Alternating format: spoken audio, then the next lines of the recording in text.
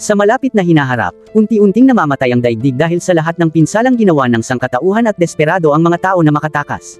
Isang araw, isang higanteng itim na globo ang biglang lumitaw malapit sa Mars, kaya 6 na astronaut ang ipinadala upang siyasatin ito sa isang barkong pangkalawakan na tinatawag na Achilles.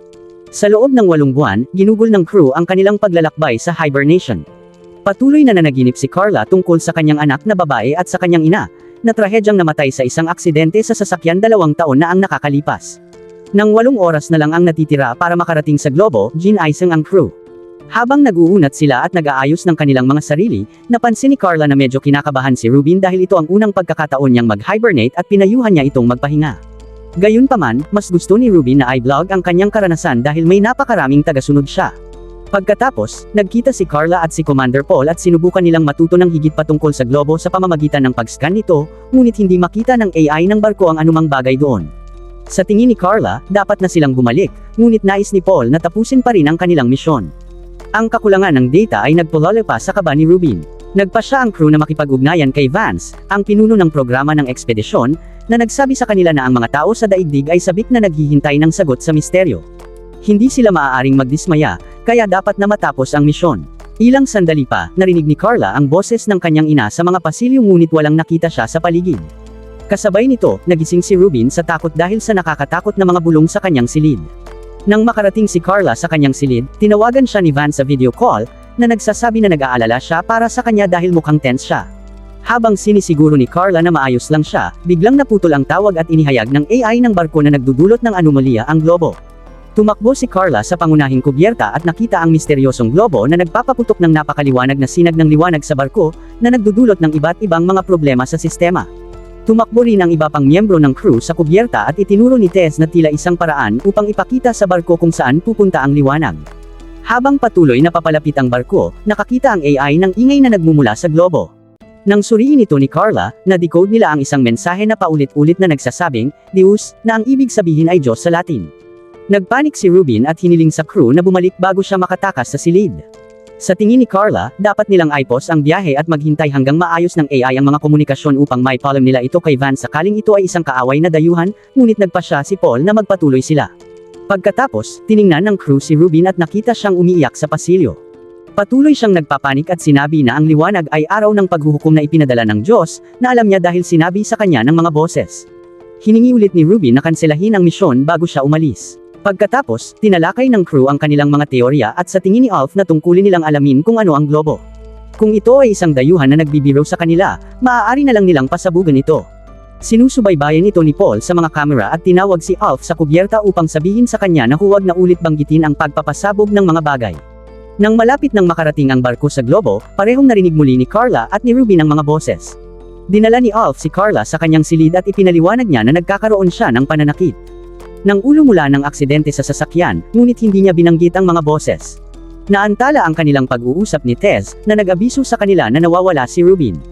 Hindi pinansin ang mga alalahanin ni Alf tungkol sa kanyang kalusugan, sumali si Carla sa paghahanap. Naghiwalay ang team at nakuha ni Tess na suriin ang cargo bay. Nakatago sa likod ng ilang mga lalagyan, napapalibutan si Rubin ng mga ilaw habang nagsasagawa siya ng ritual upang mapasaya ang mga boses sa kanyang ulo. Ang kanyang balat ay inukit ng maraming relihiyosong simbolo. Nang sa wakas makita siya ni Tess, sumigaw siya sa takot, kaya tumakbo sina Carla at Alf upang hanapin siya. Sa kasamaang palad, huli na nang makarating si Carla, patay na si Tess sa sahig at nakalabas ang kanyang mga bituka. Napansin ni Ruby na sinusubaybayan siya ni Carla kaya kinuha niya itong bihag, nagbabanta na papatayin din siya kapag dumating si Alf. Sa desperadong tono, sinabi ni Ruby na wala na silang pag-asa at kung lalabas sila sa globo, sila ay bahagi ng pagpatay ng Diyos. Inaangkin din niya na halatang may itinatago si Paul kaya dapat nilang kunin ang barko mula sa kanya. Sa sandaling iyon, lumitaw si Paul sa likod ni Rubin at binaril siya ng walang pag-aalinlangan, agad siyang pinatay. Pagkatapos ay sinabi niya kay Alf na kumuha ng 2 body bag, hindi nagpapakita ng anumang emosyon tungkol sa pagkawalan ng 2 miyembro ng crew. Matapos kunin ang kutsilyo ni Rubin, sumunod si Carla kay Paul sa elevator at tinanong siya kung talagang may alam siya. Itinanggi ito ni Paul at nagalit nang maramdaman niyang nais niyang iwanan ang misyon, ngunit pinaalalahanan niya ito na ang mga utos ay mga utos. Nang makarating sila sa kanyang silid, nagalit si Carla at sinabihan si Paul na kumilos ng malamig tungkol sa pagkamatay ng kanilang mga kasamahan sa koponan, ngunit umalis lang si Paul. Sa halip na mga body bag, nagpa siya si Alf na ilagay ang mga katawan sa kanilang kaukulang mga silid ng hibernation. Sa natitirang 3 oras bago makarating sa globo, pinaghiwalay ng crew ang pangunahing frame ng Achilles at nanatili sa isang mas maliit na barko upang mas madaling mag-navigate sa globo. Napansin ni Carla ang isang uri ng istruktura sa globo ngunit hindi niya maintindihan kung ano ito. Nang sa wakas makarating ang barko sa globo, nagsimulang gumana muli ang mga komunikasyon at nakatanggap ang crew ng tawag mula kay Vance. Ipinaalam niya sa kanila na 10,000 hindi nakikilalang mga istruktura na tulad ng nakita ni Carla ay lumitaw sa daigdig ngunit tila hindi sila sumasalakay. Kumbinsido si Vance na ang globo ang nasa likod nito at nais niyang malutas ng crew ang misteryo sa lalong madaling panahon. Inutusan ni Paul sina Alf at Carla na lumabas upang mag-imbestiga, ngunit itinuro ni Sean na kakailanganin nila ang isang siyentipiko at mga voluntaryo na sumama rin. Nagbihis ang tatlo at umalis sa barko habang pinapanood sila ni Paul sa mga kamera. Ang globo ay ganap na madilim kaya hindi nila makita ang malayo, at hindi makuha ng scanner ni Carla ang anumang bagay. Nang hawakan niya ang lupa, sinabi niya na hindi ito isang elemento na kilala sa daigdig. Ipinadala sila ni Paul upang suriin ang istruktura at sa pamamagitan ng pagtingin ng malapitan, napagtanto nilang ito ay isang gate. Biglang nagsimulang lumiwanag ang isang maliwanag na liwanag sa loob ng gate, kaya nagpaputok si Alf ng isang flare upang mas mahusay na makita ang natitirang bahagi ng istruktura. Nakita nila ang isang simbolo na kilala bilang Event Horizon, na kumakatawan sa isang hangganan kung saan ang mga pangyayari ay hindi makakaapekto sa isang tagamasid. Tinawag ito ni Carla na ang katapusan ng pag-iral, at sinuri ang gate, na kinukumpirma na gawa ito sa parehong material tulad ng globo. Sa sandaling iyon, nakarinig ang crew ng isang kakaibang ingay, na hindi dapat mangyari sa isang vacuum. Sinabi sa kanila ni Paul na nakakita ang AI ng barko ng isang paghahatid at ipinapadala ito sa kanila sa pamamagitan ng kanilang mga komunikator. Ang paghahatid na ito ay nagsasabing maligayang pagdating. Nang magsimulang lumiwanag ang liwanag, isang babae ang lumitaw sa gitna ng gate. Ang babae ay nagpapadala ng mga mensahe gamit ang kanyang isipan at isinalin ito ng AI para sa crew, na nagpapakita na ang nilalang na ito ay nag-aangking nagsasalita para sa tagapaglikha ng lahat ng pag-iral. Ang tagapaglikha na ito ay dumating bilang isang babala at upang tumulong sa pamamagitan ng pagbibigay sa sangkatauhan ng isang pagpipilian, ang mga papasok sa gate ay makakahanap ng walang hanggang kapayapaan, at si Carla ang napili upang ipakita sa kanila ang daan. Sa loob ng gate, makikita nila ang katapusan ng lahat ng pagdurusa at sakit, ngunit ang mga hindi papasok ay mamamatay kapag naabot ng globo ang daigdig upang sirain ito. Biglang naging ina ni Carla ang babae at sinabi sa kanya na may naghihintay sa kanya sa loob ng gate. Sa gulat, pumasok si Carla sa liwanag at nagkaroon ng flashback tungkol sa aksidente sa sasakyan bago niya makita ang kanyang sarili malapit sa isang gintong lungsod na may sariwa pa ring sugat sa kanyang ulo. Nandoon ang kanyang anak na babae at tumakbo si Carla patungo sa kanya, ngunit bago sila magkita, nagising si Carla sa isang mesa sa barko. Matapos magkaroon ng seizure, sumuka si Carla at nagtaka kung paano siya nakarating doon. Ipinaliwanag ni Alf na halos hindi siya makatayo nang lumabas siya sa gate, kaya dinala niya ito pabalik sa barko. Sa kasamaang palad, hindi nakaligtas si Sean.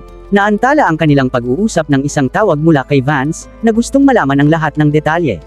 Sinabi sa kanya ni Carla ang tungkol sa gintong lungsod at inihambing ito sa Jerusalem, na nagiging sanhi upang tawagin itong langit ni Alf. Hindi niya binanggit ang kanyang pamilya kahit na patuloy na nagtatanong si Vance, hindi naniniwala sa kanya nang sabihin niyang wala siyang nakitang iba. Nang matapos ang tawag, umalis ang isang naiinis na si Paul sa silid at tinanong ni Carla ang tungkol sa pagkamatay ni Sean. Ipinaliwanag ni Alf na napunit ang kanyang suit at hindi naniniwala si Carla dahil ang kanilang mga suit ay gawa sa isang material na hindi nababasag. Pagkatapos ay sinabi ni Alf na hindi maayos na nasecure ni Sean ang kanyang guwantes at nagdecompress siya ngunit hindi rin ito naniwala ni Carla dahil isang napakalakas na explorer si Sean. Isang napakasuspetyusong si Alf ay pinaalalahanan siya na lahat ay nagkakamali at sinabi sa kanya na magpahinga. Nais ni Carla na galugarin muli ang globo ngunit ipinaalam sa kanya ni Alf na umaalis na ang barko at sinundan siya palabas. Nang makarating sila sa isang pasilyo na walang kamera, tinanong ni Alf si Carla kung ano talaga ang nakita niya sa loob ng gate kaya sinabi niya sa kanya ang tungkol sa kanyang pamilya. Ipinaliwanag din niya na hindi niya pinagkakatiwalaan sina Vance at Paul dahil tila may itinatago sila. Ilang sandali pa, bumalik si Alf sa kubyerta at tinanong siya ni Paul kung ano ang nangyari nang wala sila sa saklaw ng kamera, ngunit sinabi sa kanya ni Alf na wala nang bagong sinabi si Carla. Nagduda si Paul at pinaalalahanan si Alf na igalang ang kanyang mga utos. Nang makalabas ang barko sa orbit ng globo, inihayag ng AI na dapat nahanda ang crew na mag-hibernate sa loob ng 1 oras. Matapos kunin ang kutsilyo ni Rubin, pumunta si Carla sa mga pod at tiningnan ang katawan ni Sean, lalo na ang kanyang suit.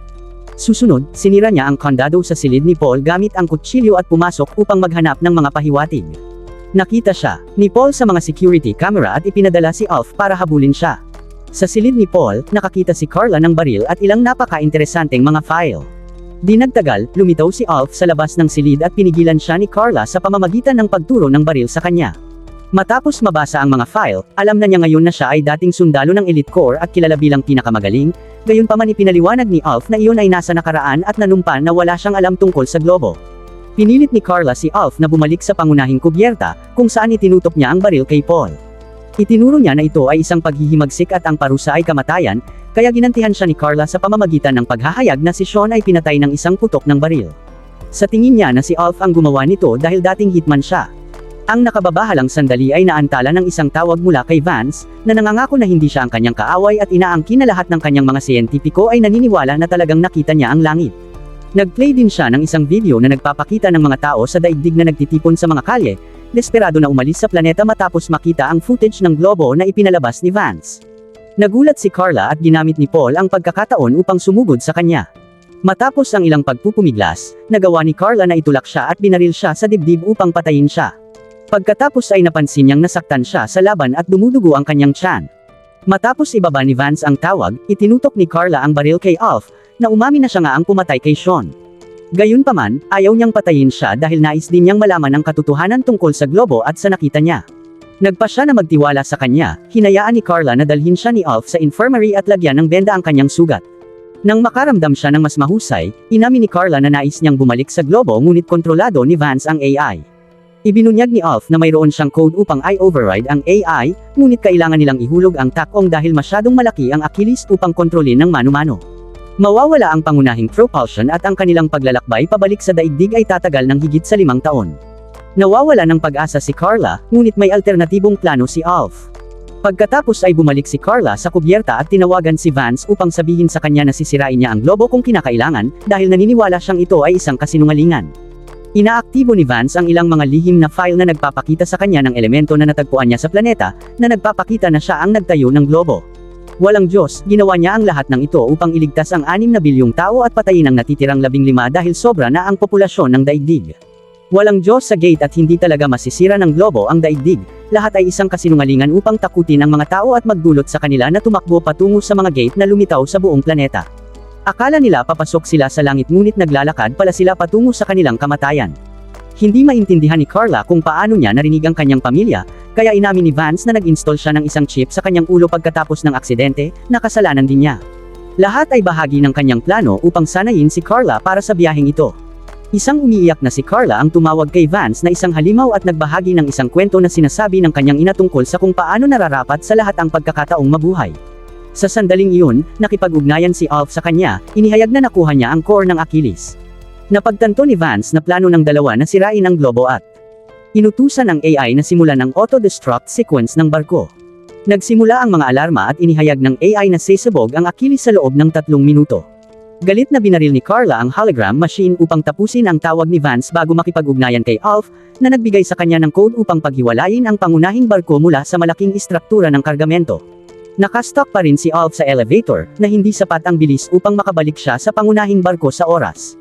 Sinabi niya kay Carla na umalis nang wala siya at noong una ay tumanggi siya, ngunit sa sandaling iyon, na-trigger ang self-destruction at nagsimulang sumabog ang Achilles sa maraming lugar ng sabay-sabay. Wala nang ibang pagpipilian si Carla kundi ang paghiwalayin ng barko at pinanood niya ng may takot kung paano winasak ng lahat ng pagsabog ang pangunahing istruktura, iniisip na patay na ang kanyang kaibigan. Gayunpaman, biglang nakipag-ugnayan si Alf sa kanya, na nagpapakita na nakatawid siya sa huling segundo.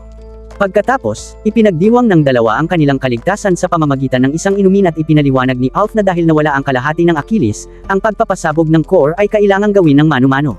Tinanggap ito ni Carla at sinabi niyang gagawin nila ito ng magkasama. Gayunpaman, nang makarating ang barko sa globo, isinara ni Alf ang pinto sa likod niya at sinabi kay Carla na bumalik sa daigdig upang masabi niya sa lahat ang katotohanan. Umalis si Carla sa barko at nagpaalam sa huling pagkakataon kay Alf, na naghintay hanggang sa sapat na kalayuan ang barko upang pasabugan ang core at sirain ang globo sa wakas. Naglalakbay na ngayon mag-isa si Carla patungo sa daigdig at inihayag ng AI na ang biyahe ay tatagal ng 7 taon.